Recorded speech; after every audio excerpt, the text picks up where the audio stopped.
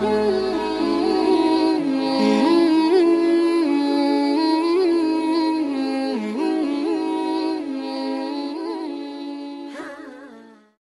ada ibu-ibu ikut ya kan? Akhirnya saya tanya, Bu, tolong bedakan jomblo dengan janda ya. Enggak, bukan. Ya, iya sih betul sama-sama single. Dan tapi saya nanya juga kan bukan pengen nafkahin, bukan.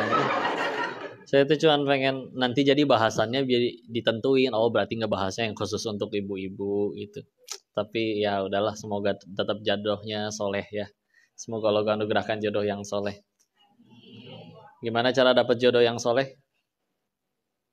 Apakah dengan berpenampilan menarik dan lain-lain? Tidak ya.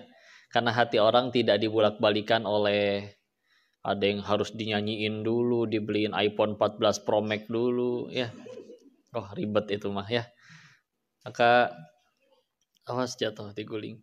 Ya. Maka yang lebih penting adalah melayakkan diri kita di hadapan Sang Pencipta jodoh.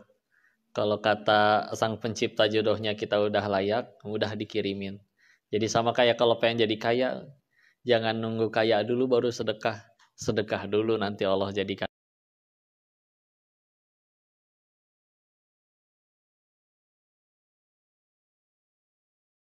Jadi soleha dulu nanti Allah kirimkan yang soleh. Gitu. Soleha ya, jangan solehot. Ya.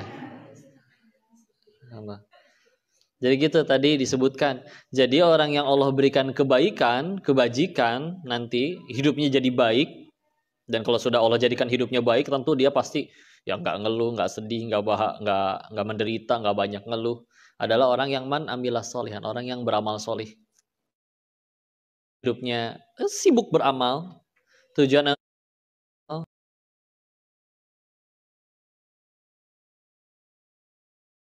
enteng. Sehingga kalau ada pertanyaan, kok yang nentuin atasan kita mau nyairin gaji atau enggak, kan Allah. Buat apa kita rajin-rajin kerja?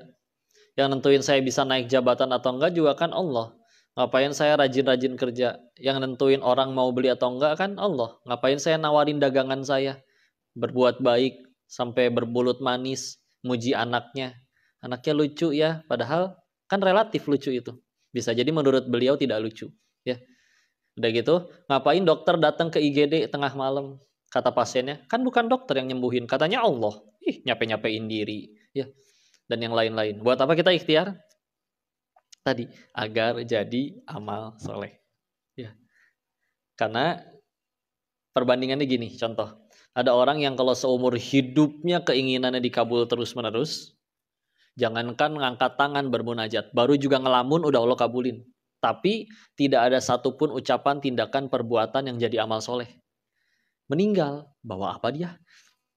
Pegel doang di dunia, kerja keras iya, naik jabatan pun berhasil, centang biru sudah didapat, dan lain-lainnya.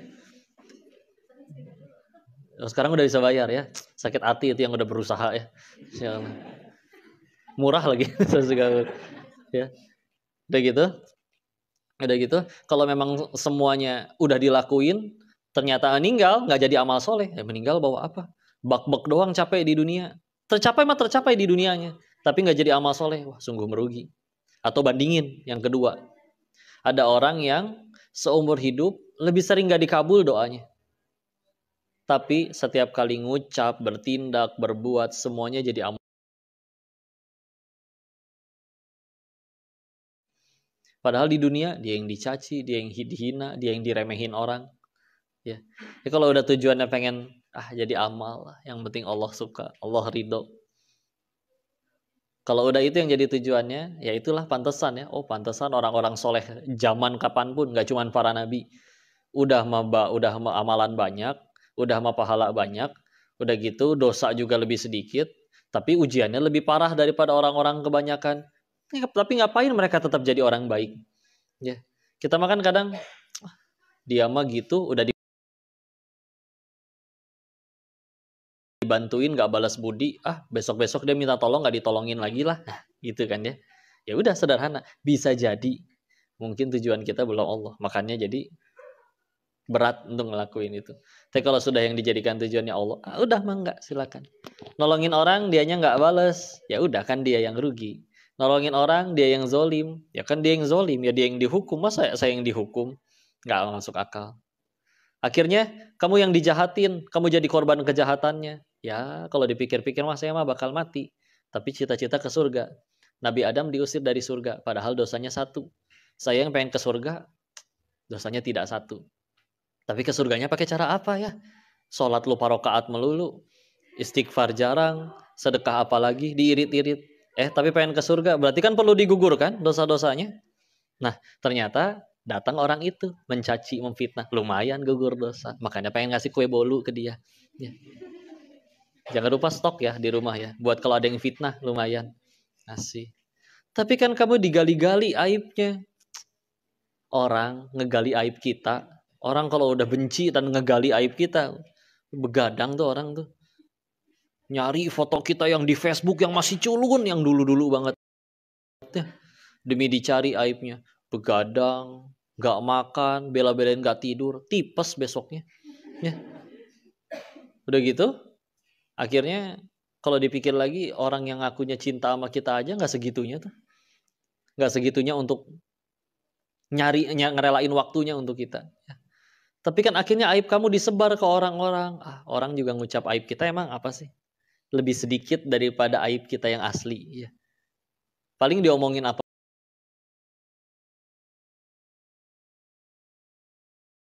Gak satu doang aib saya. Padahal dia nggak tahu saya nggak cuma banyak omong, banyak utang, banyak cicilan, lain-lain. Biasa aja, misal ya. Tapi kan akhirnya orang-orang jadi ngehina. Ya alhamdulillah tuh. Orang jadi baik karena apa kira-kira nih? Pilihannya dua. Mana yang membuat kita jadi lebih baik? Dengan selalu dipuji meskipun salah, atau kadang harus dikoreksi meskipun sakit? Mana yang membuat kualitas diri kita jadi tambah baik? Selalu dipuji atau dikoreksi? Koreksi. Ya. Nyamuk aja mati karena tepuk tangan. Masa kita nyari tepuk tangan melulu? Ya. Capek ya. Tapi kan dia udah kamu tolong, dia malah jahat ya kan. Berbuat baiknya bukan supaya dia suka, biar Allah suka weh. Apa artinya satu dunia cinta tapi Allah benci? Repot. Kelakuannya nyakitin, nyebelin. Alhamdulillah meninggal nggak ditanya kelakuan orang. Ya. Karena tadi yang di awal surat Asy-Syams ya. Surat 91, 15 ayat. Ada ayat yang di ayat 9 dan 10-nya. Qad aflaha man zakkaha wa qad khaba man dassaha. Sungguh beruntung orang yang menyucikannya dan sungguh rugi orang yang mengotorinya. Nah, ini kalau memang udah apa yang dimaksud bersih dan kotor di situ tadi ya, merujuknya kepada hatinya. Gini deh, ada kisah ini, hikayat di zaman terdahulu. Ada orang kaya, dermawan, beli kambing, dapat rezeki. Nah, kambingnya diminta ke kiai di desanya. Pak Kiai, tolong dipotong ya, bagi-bagiin ke semuanya. Tapi saya boleh request, saya minta bagian yang terburuknya aja dari kambing tersebut. Siap, potong, bagiin semua kebagian, setor ke rumah sang dermawan. Dikasih di kantong plastik, dibuka. Oh, isinya ternyata adalah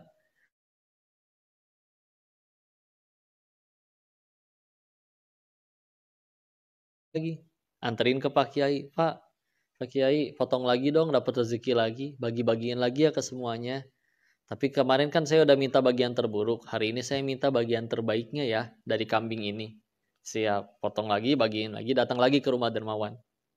Begitu dibuka isi plastiknya, ternyata isinya adalah hatinya dan lidahnya juga.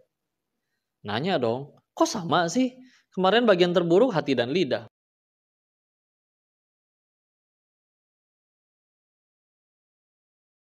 Bagian terbaik sekarang hati dan lidah.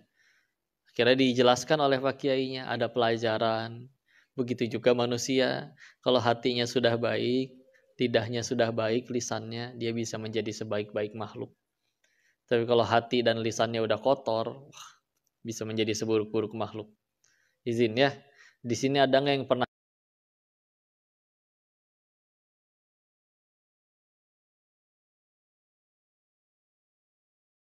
makhluk? Izin ya, di sini ada nggak yang pernah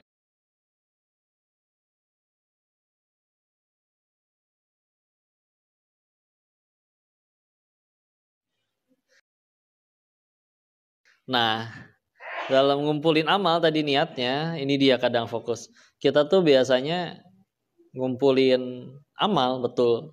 Udah fokusnya udah benar, udah untuk ke arah sana. Nah, tapi jangan lupa dicek. Karena kadang kita cuman biasa fokus untuk ngumpulin amal. Anggaplah kita punya ember pahala masing-masing ya. Tapi kadang kita lupa untuk mengecek embernya bocor atau tidak. Ya. Karena kalau kita sudah ngisi air penuh, oh ya, silakan masuk ke nggak apa-apa, ini depan masih kosong. Kalau di situ ntar sekalian saya ijab kabulin sih. Dihalalkan.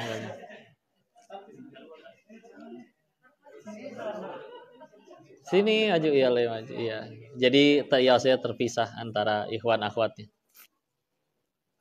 Sudah nyaman? Sudah? Silah. Nah, tadi ya ngumpulin ember pahala. Jangan sampai kita tuh meninggal dalam keadaan aku ingat waktu hidup kan aku udah ngaji nih di tempat aku kerja ada pengajiannya. Tadi subuh juga sholat, udah gitu suka sedekah kalau ada uang kembalian ya, misalkan gitu dan lain-lain. Tapi ketika nyampe di hadapan Allah, pas dicek ember pahalanya,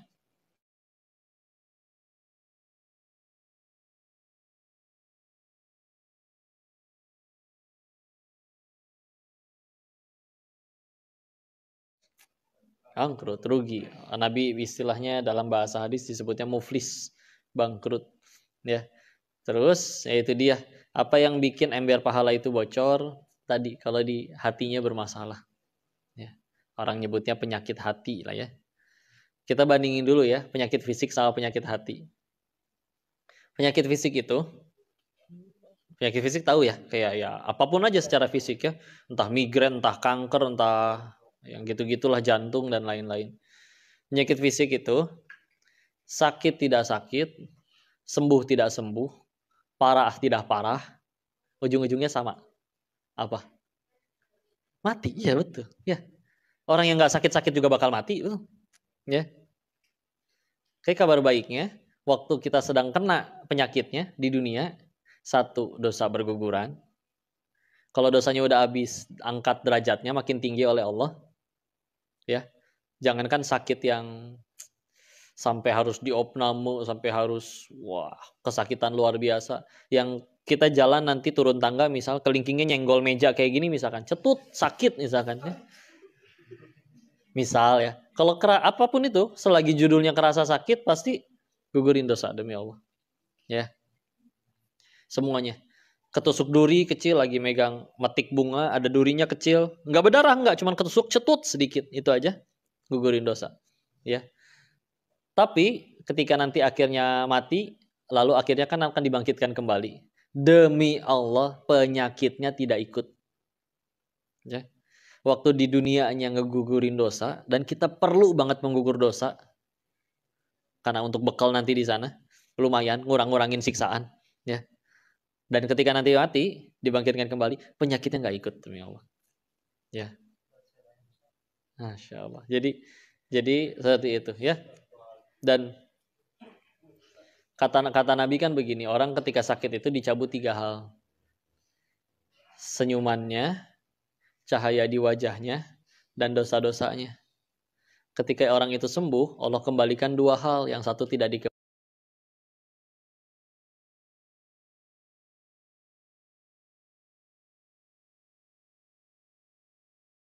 di wajahnya. Dosanya tidak dikembalikan. Ya. Nah, itu penyakit fisik. Tapi kalau penyakit hati, kebalik. Di dunianya kadang tidak terasa. Terlena bahkan. Wah, ternyata aku dianggap seperti itu ya oleh orang lain.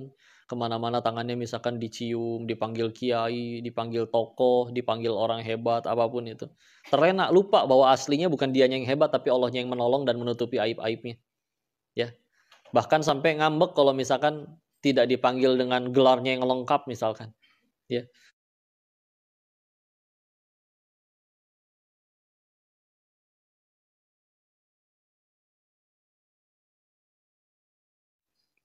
Kenapa dulu kamu bersombong-sombong di hadapan orang itu?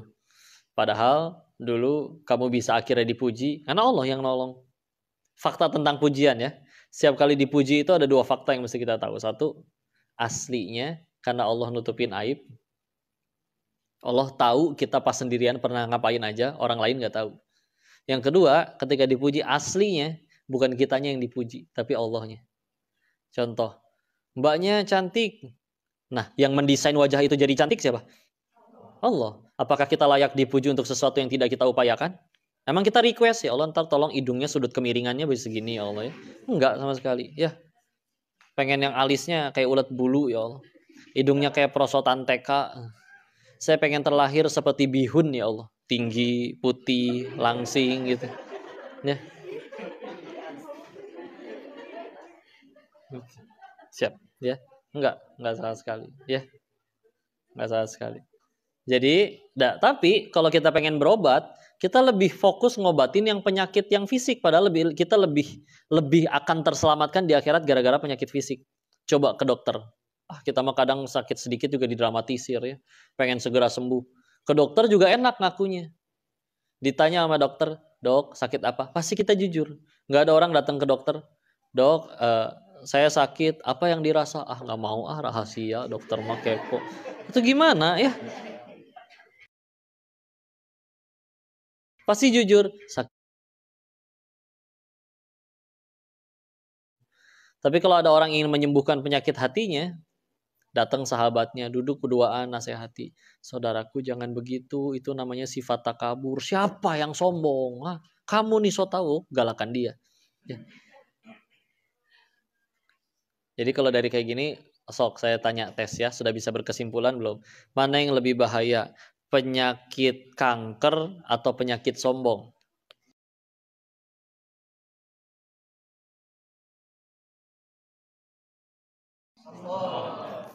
Ya.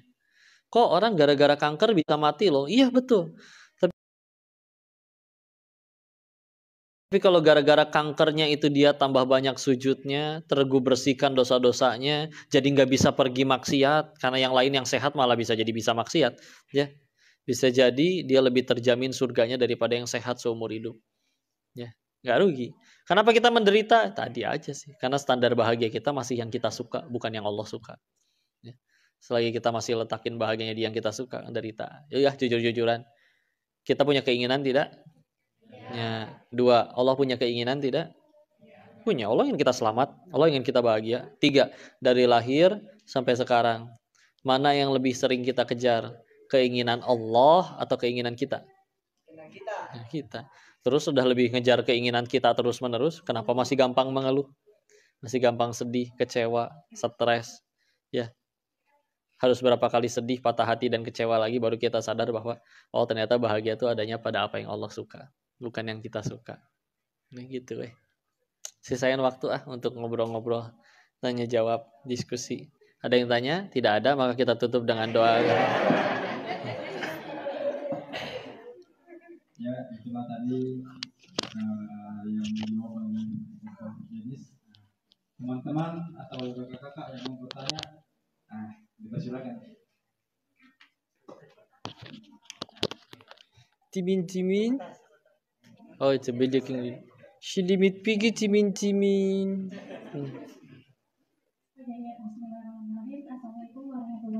Waalaikumsalam warahmatullahi wabarakatuh. Terima kasih. Sebelumnya perkenalkan nama saya Dava. Sebelum saya bertanya, saya ingin bercerita sedikit.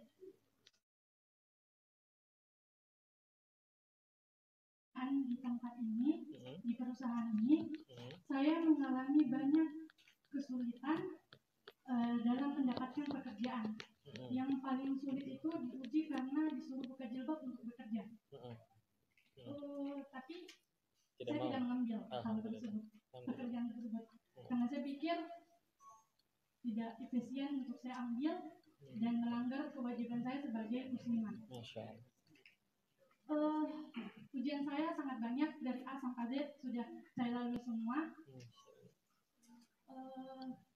Dalam keistiqomahan saya benar-benar mendekatkan diri sama Allah jawab dengan mendapatkan pekerjaan di tempat ini. Dan saya sangat Masya Allah sekali bisa bekerja di tempat ini karena tidak hanya mengutamakan kerja tok saja, tapi mengutamakan juga ibadah. Yang sholat duhanya Masya Allah sudah diwajibkan. Bahkan kami ada buku seperti buku harian yang ditulis kayak sholat duhur yang diceklis setiap hari. Mutabaah yaumiyah. Alhamdulillah. Namun yang saya khawatirkan di sini Kak, selama saya bekerja di sini, saya merasa kayak saya hilang. Ini ada. Iya ya. Iya, dalam gimana? Yang tentunya saya dekat sama Allah yang setiap malam mungkin bisa bangun dan cerita sama Allah, tapi ini waktunya kayak waktunya kayak kurang Kak, maksudnya kayak jauh, malah lebih jauh sama Allah. Mungkin ini cobaan atau apa gitu Kak, maksudnya ini cobaan untuk saya atau ini Allah sayang sama saya atau tidak. Masalahnya setiap alhamdulillah dikasih pekerjaan, tapi di sisi lain saya rindu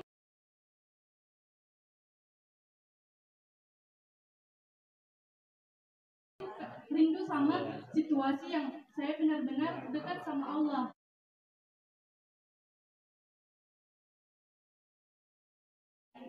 Baik, bismillah. Iya, biasanya kita cenderung lebih mudah mencari Allah kalau lagi ada kepahitan ya, kalau tidak enak.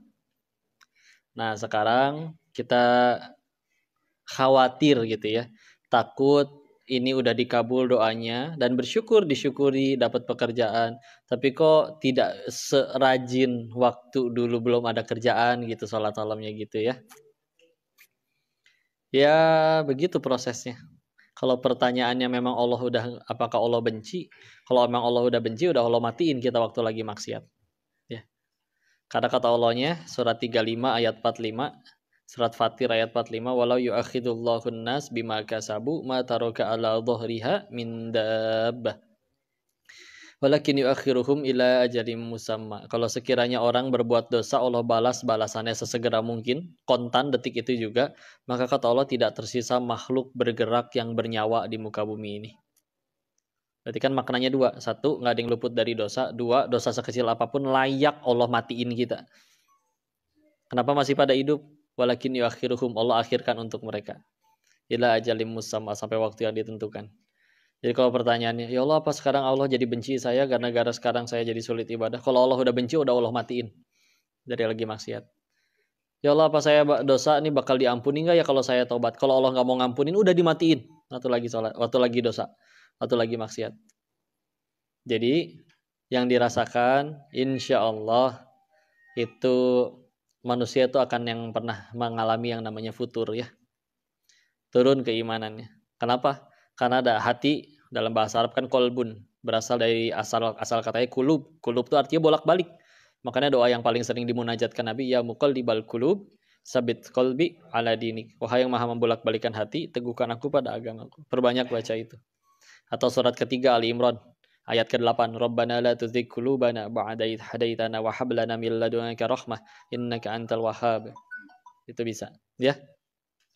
Dan juga sekali lagi, ketika kita sudah mendapatkan sesuatu yang kita inginkan, kenapa tidak bisa seperti itu lagi? Ya udahlah, terus aja minta tolong sama Allah. Ya Allah, ujiannya seperti itu. Ketika udah keinginannya dikabul, ada perasaan pengen kendor, pengen kan udah dikabul, hati-hati. Dan terus kita ada keinginan, doa dikabul, ada keinginan, doa dikabul, ada keinginan, doa dikabul. Ketika sudah nggak ada keinginan lagi, terus kita nggak berdoa lagi. Dulu guru kami ngingetinnya,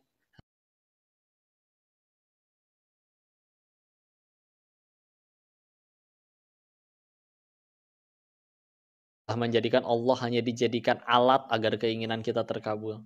Nah, itu zalim sekali. Ya, terus gimana berarti? Ya udah, yuk kapanpun kita ada keinginan tidak ada keinginan, Ganti. Kalau dulu keinginannya pengen dapat kerjaan, sekarang keinginannya pengen bisa dekat sama Allah. Sebelum tidur pengen bisa tahajud. Kadang orang nanya ya, yang kurang tuh minta tolong ke Allahnya. Ya Allah, kok saya pengen bisa tahajud, gimana caranya? Udah gitu dia bilang, aku udah pasang alarm 3, udah minta tolong teman untuk bangunin dan lain-lain. Ya, kok masih nggak bangun? Satu yang kurang. Udah minta tolong ke Allah belum? Sebelum tidur minta, ya Allah, pengen tahajud, izinin bangunin hamba ya Allah. Ketiduran, lupa alarm, lupa bilangin teman pun, kalau Allah sudah pengen nolong, lu mudah mengutus seekor nyamuk, bangun. Atau pengen pipis, bangun. Ya, sinyal semua itu. Ya, tinggal kitanya mau apa enggak. Dan berproses. Ada kitab Al-Hikam karya Syekh Ibnu Taimiyah As-Sakandari, beliau tahun baru aku merasakan nikmatnya sholat tahajud. Itu lama loh. Proses ngebiasain diri tahajudnya aja 20 tahun. Kalau kita aja hijrahnya aja belum 20 tahun, ini baru ngebiasain tahajud ya, bukan hijrahnya ya. Maka proses, wajar, nggak apa-apa.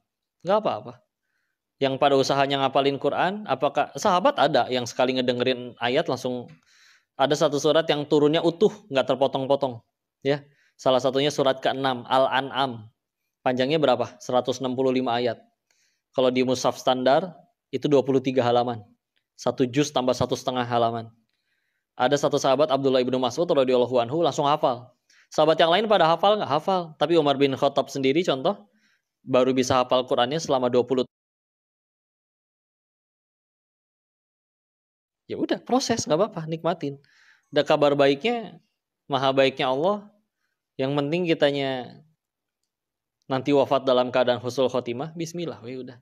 Ya. Hafal 30 juz tapi jadi sombong, sama orang ngapalin Al-Ikhlas tapi wafatnya pas lagi ngapalin Al-Ikhlas, husnul khotimah. Ya. Karena kan bicara wafat itu bukan bicara mati karena apa, tapi mati sedang apa.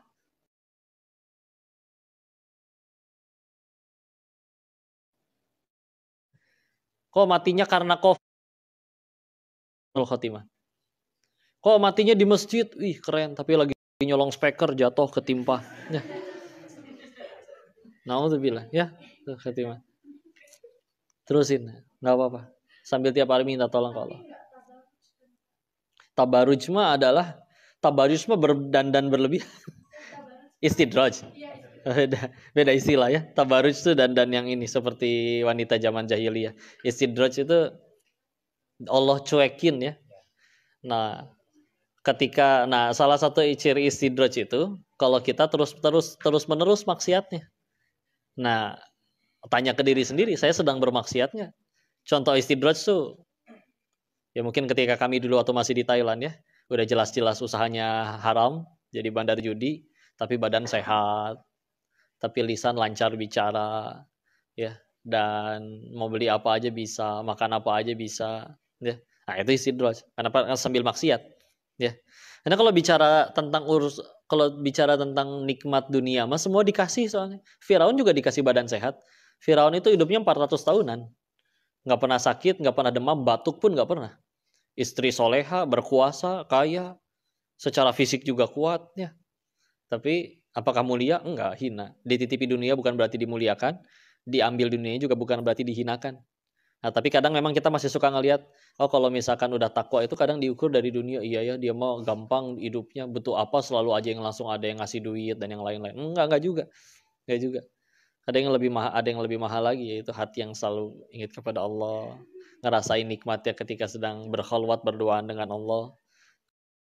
Jangan dari sudut pandang itu ya terus. Kalaupun kita takut itu istidraj,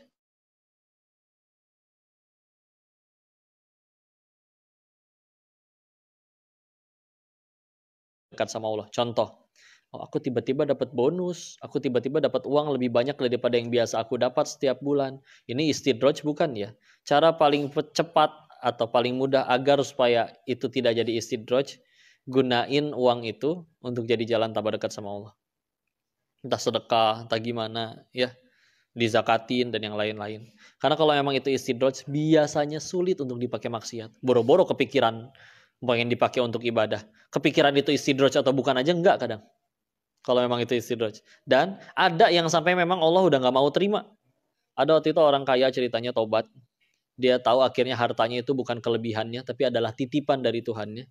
Dan itu baru jadi ujian bagi dirinya. Kapan jadi nikmat? Kalau bisa dia jadikan tambah dekat sama Allah. Akhirnya dia cari. Ke lampu merah, gak ketemu yang minta. Biasanya banyak yang meminta di lampu merah. Pergi ke masjid, kotak amalnya digembok semua di dalam.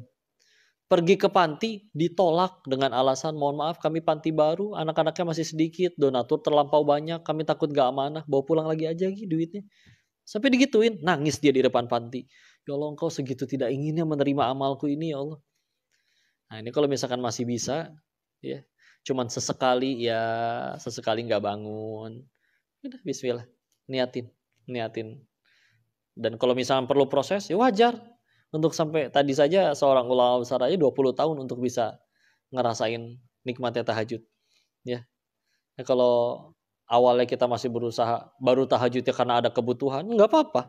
Itu bisa jadi cara Allah untuk narik kita. Kadang bahkan cara paling ringannya bukan dikasih masalah, dikasih keinginan.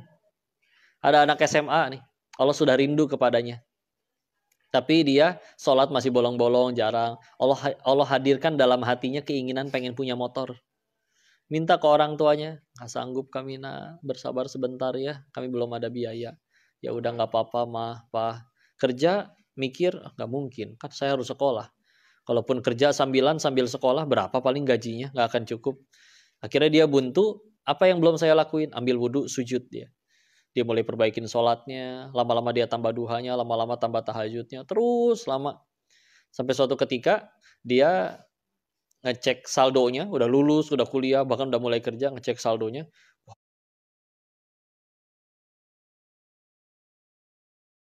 Saya udah rajin tahajud segala macem, tapi ternyata motor yang gak pengen dibeli lagi. Ya sudah, berarti emang canda aja dari Allah. Allah pengen hamba ini mendekat, ketika hamba ini sudah mendekat, mudah bagi Allah mencabut keinginan itu dari dalam hatinya.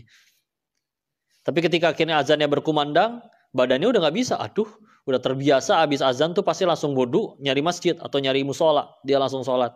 Sekarang akhirnya dia lakuin itu. Suatu ketika bangun sholat subuh berjamaah tepat waktu di masjid saf paling depan, tapi nggak tahajud. Angkat tangan yang tadinya biasa ngangkat tangan minta untuk ya Allah pengen motor, sekarang ya Allah tadi hamba nggak tahajud ya Allah, mohon maaf jadikan ini malam terakhir hamba tidak tahajud, minta tahajud, izinkan hamba besok tahajud. Coba, hamba yang meneteskan air mata untuk bisa sholat tahajud orang soleh bukan? Soleh nggak orang kayak gitu? Soleh ya. Tapi gara-gara apa dia soleh? Karena motor. Iya kan?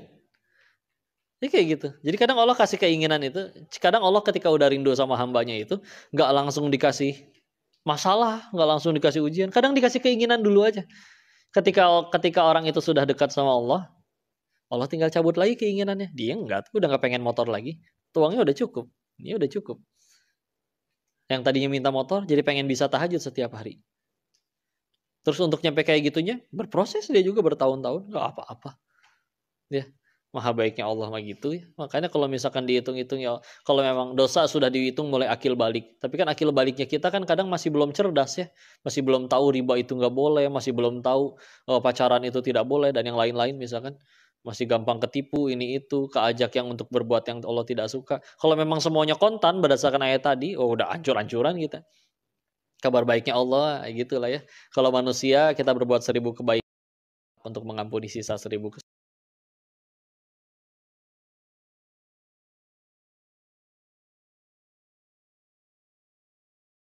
kesalahannya. Udah, tenang aja. Dan amat sangat beruntung hati yang masih bisa menangis karena dirinya tambah jauh dari Allah. Oh, di luar sana ada yang maksiat bahkan tidak ngerasa dosa. Bahkan dibanggakan. Bro, lihat tadi malam. Kasih lihat foto cewek. Siapa tuh? Tadi malam gua bungkus, bro. Naudzubillah. Itu naudzubillah itu.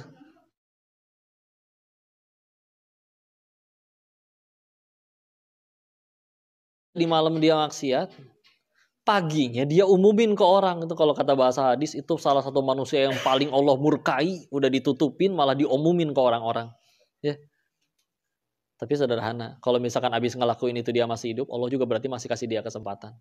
Suatu ketika Allah tolong dia bisa dia jadi ahli taat, kita yang jadi ahli maksiat. Gak ada yang tahu demi Allah.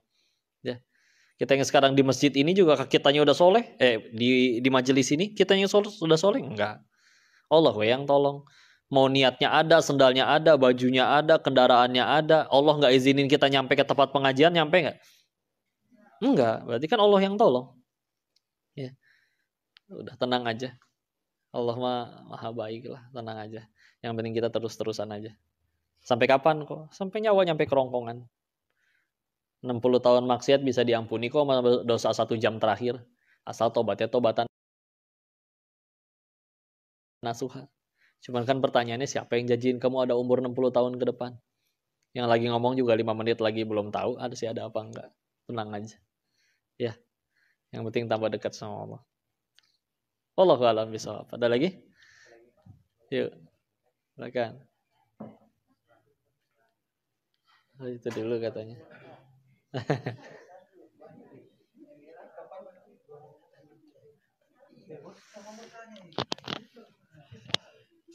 Assalamualaikum warahmatullahi wabarakatuh. Waalaikumsalam warahmatullahi wabarakatuh. Tadi dibahas Ya. saya ingin bertanya mengenai perkataan yang menyakitkan sehingga seseorang merasa terzalimi. Tapi bagaimana Ustaz apabila seseorang dimarah atau diberikan kata-kata kasar akibat dari perbuatannya sendiri atau melakukan kesalahan-kesalahan sehingga dapat merugikan, apakah ini tetap mendapatkan dosa dari orang yang terzalimi dan apakah ini termasuk penyakit hati? Baik, bismillah. Ya. Jadi kalau misalkan kita ada, tadi kan pertanyaannya, saya recap dulu ya. Jadi kalau ada orang berbuat jahat, zolim mulutnya kepada kita, kan tadi katanya gugurin dosa ya. Tapi gimana kalau orang itu mulutnya jahat karena emang kitanya juga berbuat salah gitu nggih? Ya. Kenapa nggih? Ya, bukan di Jawa ya. Insyaallah. Jadi gimana? Yang bikin kita nggak enak, kepahitan apapun sama berlaku. Gugurin dosa. Koruptor di penjara, kan dia di penjara karena kelakuannya kan, gugurin dosa.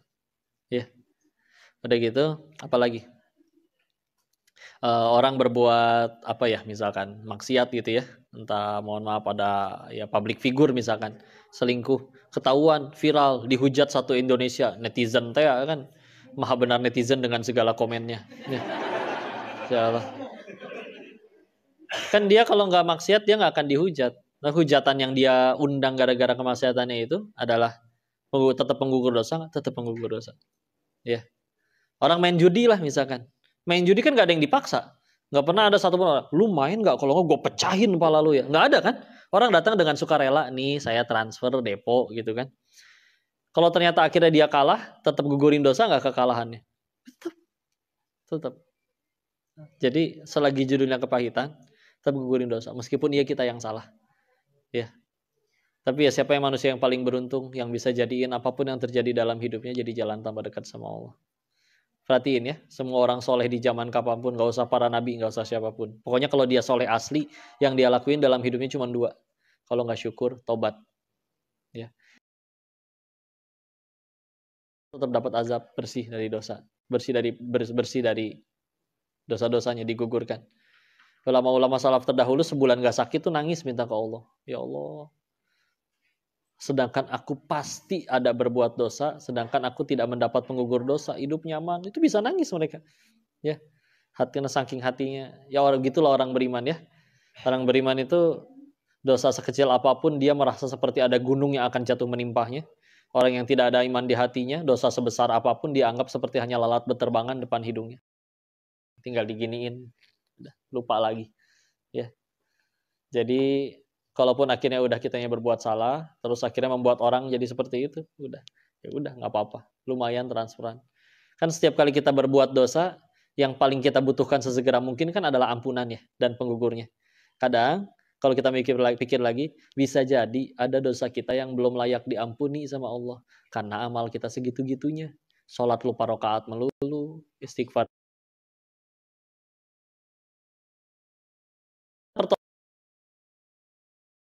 Pertolongan dari Allah fasilitasnya. Ada teman-teman yang julid, yang mencaci, yang memaki, lumayan. Bersih.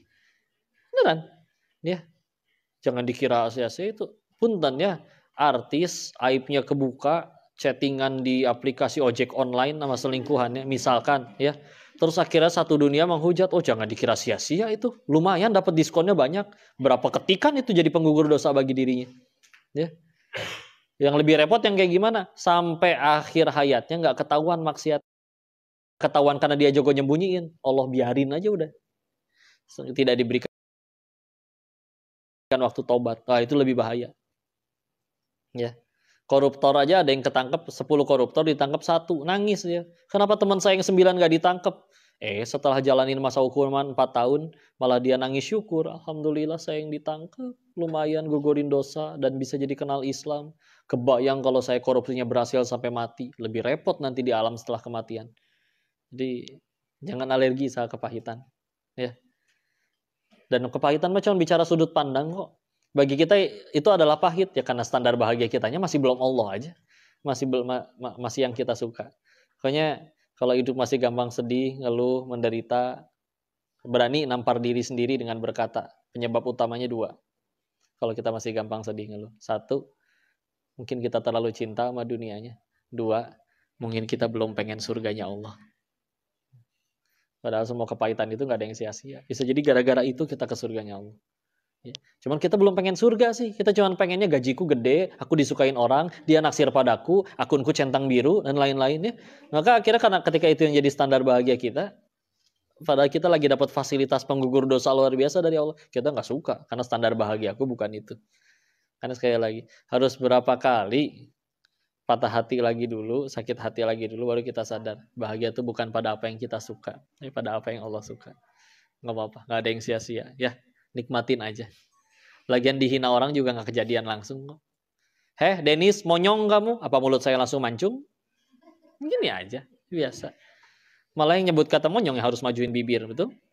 Coba nyebut kata monyong tanpa majuin bibir. Menyeng, susah.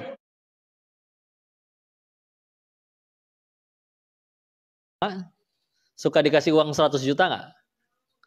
Suka. Kalian suka gak dikasih uang 100 juta? Suka, tapi palsu.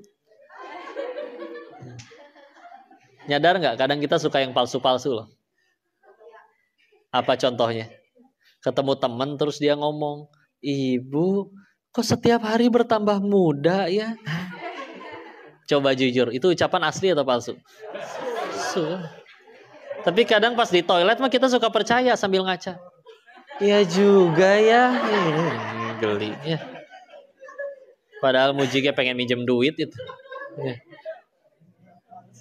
Tenang ya. Jangan sibuk sama yang orang lain tahu. Sibuklah sama yang Allah tahu. Orang lain mah gak tahu kita siapa. Ya. Udah bismillah. Gak ada yang sia-sia. Ya. Allahu a'lam bishawab. Cukup, ada lagi?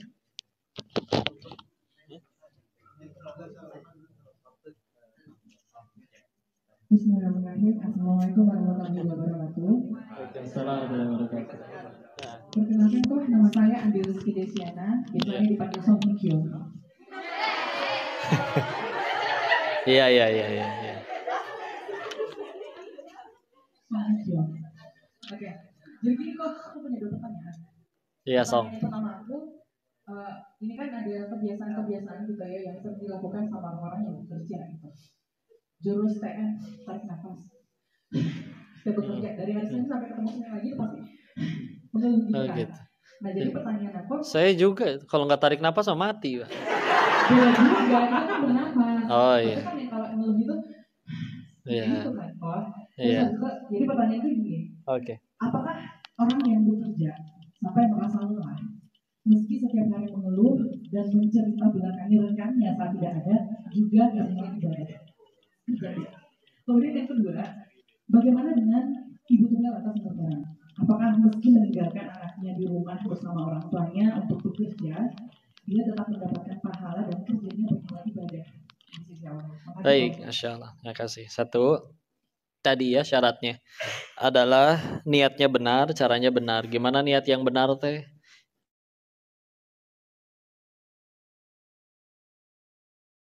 Benar untuk Allah. Akhirnya atasannya memaki, lumayan transferan pahala. Akhirnya gajinya ketunda, lumayan transferan pahala. Udah weh. Ya, kayak misalkan gini lah, kita udah cinta sama seseorang gitu.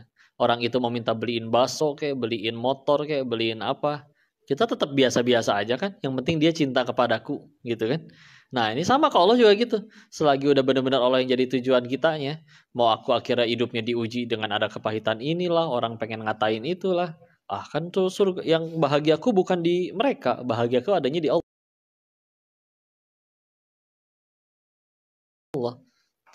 Dan untuk bisa nyampe kayak gitu gimana? Proses, nggak apa-apa ya.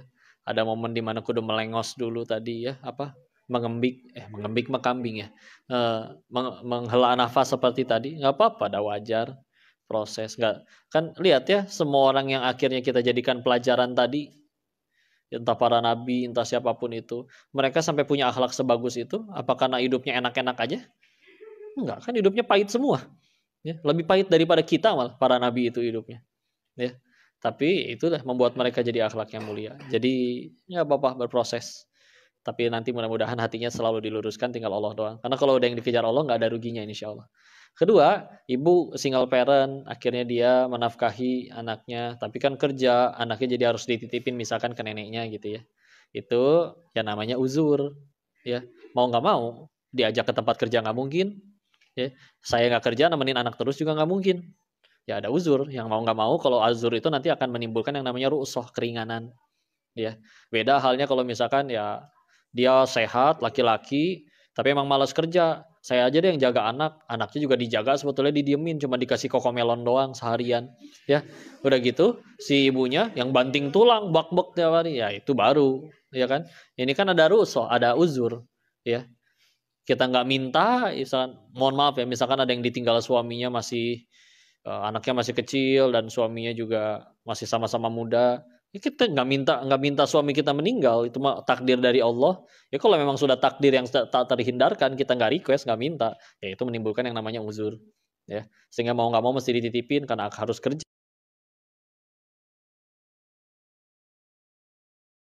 kayak gitu kan. Jadi maksudnya ya udah. Jadi kalau misalnya ada uzur nanti ada rukhsah, ada keringanan, nggak apa-apa. Yang penting tadi ya, bicara niatnya benar karena Allah dan caranya juga benar. Kerjaannya halal, menjaga syariat, juga ningkatin takwa, niatnya juga karena Allah. Nanti ringan insya Allah. Allahu a'lam bishawab. Mudah-mudahan bisa menjawab pertanyaannya. Cukup?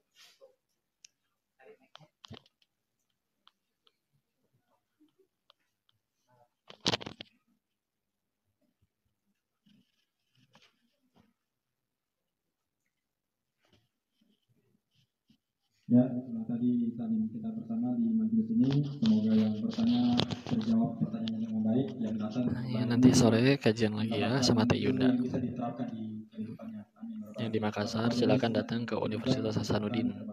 Ada ballroom hotel nanti di sana. Gigi udah dicabut dua-duanya, tapi jahitannya masih belum kering. Keberkahan dari Allah. Saya agak mau. Amin ya Allah. Kita tutup majelis kita dengan doa kafaratul majelis. Subhanaka Allahumma wa bihamdika asyhadu an la ilaha illa anta astaghfiruka wa atubu ilaik. Assalamualaikum warahmatullahi wabarakatuh. Waalaikumsalam warahmatullahi wabarakatuh. Nanti sore pada asar jam 4 tapi wita ya. Nah, berarti di sana jam 3. Barakallahu fikum, tutup dulu.